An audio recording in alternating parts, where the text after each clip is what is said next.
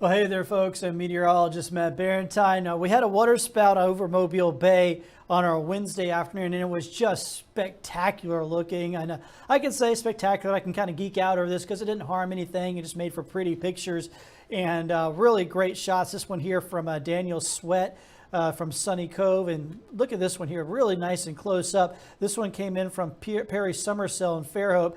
And what's so cool about this is, look, you can see down by the water, the transition zone between the water and the spout itself, and actually you can see right through it over towards the trees on the other side of the bay. That is just an absolutely spectacular shot. And I mean, I geek out to this because these are beautiful shots, and just goes to show like how good our cameras on our phones have become in the last few years, that we can get in shots like this. I mean, look at this one. This one shows a lot of detail, like I said, in that transition zone from Kimberly Jones. And this is the kind of thing that researchers really love to look at, because that interaction, that the friction down there on the water, and that interaction it tells us a lot about how these things develop. And so it's just really fascinating to get a chance to look at these and really be able to dissect, how these things are built, and it just shows it just so well. So thank you, folks, for sending those in. A lot of folks sent those in on our Fox 10 weather app. If you download that on our phone, all you have to do is right there on the home page, it says submit pics and photos. So you can easily download a photo and send it in to us. And obviously, like I said, great pictures like this, we're going to show them. They're awesome. They're just fantastic out there. Once again, didn't hurt anything, so that's great news. Satellite radar. It has been pouring again over parts of Louisiana and Texas. They just can't get a break over there. Meanwhile, we're sitting pretty much high and dry. We really don't have any rain around. The futurecast is pretty sparse through the first half of the day and really even into the middle part of the afternoon. It isn't until late afternoon when things really begin to pick on up. And then there will be some scattered showers and thunderstorms 5, 6, 7, 8 o'clock. It's probably going to be our best chance of seeing the showers and storms, and even lasting on into a good part of the evening, where it still looks like we're going to have some rain around. So today, maybe one of those days where you don't see any rain during much of the day, but then right around sunset, or maybe even just after sunset, you get a shower or thunderstorm. So here's what it looks like over the next 6 hours. You can see as we go into lunchtime, only 20% rain chance there, and then it bumps up to around 40% by 3 o'clock. Temperatures will be in the low 90s. It'll be hot. It'll be humid out there. That's not a surprise at all. And then this evening, you get off work, and you can see rain chances going back up here. So I think the best chance of rain will be right around that sunset time here tonight, then into the early part of the evening. Some showers and thunderstorms around there as well. Let's check out your beach forecast for today. It looks pretty good. I mean, we're going to miss out on rain most of the day down at our beaches. Temperatures here will be in the upper 80s, so hot, but not blisteringly so. Here's that beach forecast for the next 3 days, takes you into Saturday and Sunday. And here's some good news. The National Weather Service has lowered the rip current risk down to low for Friday and Saturday, so that's good news.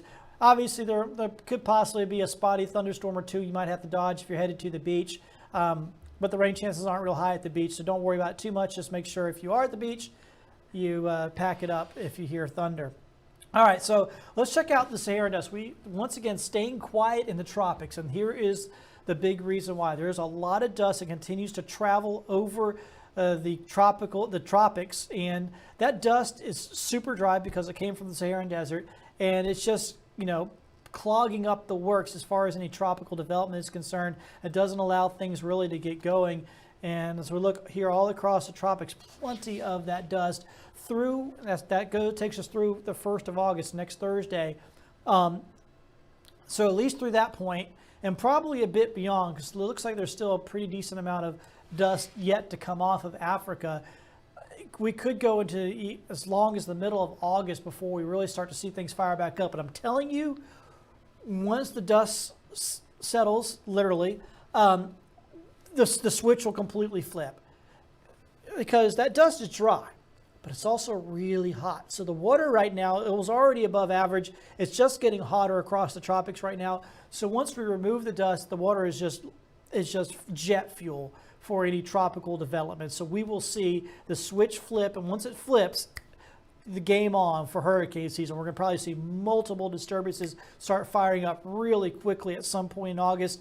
Probably more into mid-August, but we'll see. It could be in early August, but I'm thinking more of mid-August. And then once that switch flips, we're just going to start seeing disturbance after disturbance after disturbance that we're going to have to get to contend with and track. Now, not all of those will turn into a full-blown tropical system, but we'll have to track them and watch them, and I anticipate that, once again, probably about mid-August. So we've hit the pause button for now, but things will shift. Trust me on that. Back to the 7-day forecast, your long-range forecast. We're looking pretty good here. I'm going to go ahead and get you full screen so you can see the whole thing pretty well without me. Yeah, a little higher rain chances Friday and on into the weekend. Don't change your weekend plans, though. Just, it's late July. We can't change our plans for, afternoon thunderstorms. It is what it is. What you do is you just be flexible. If you're at a pool, something like that, and you hear thunder, just go inside, let it pass, then get back to your day. Obviously, if you're going to be out on the water or on the beach, you got to be a bit more careful and give yourself a bit more time to find shelter. Download our Fox 10 weather app. We have a great radar on our weather app that should help you out.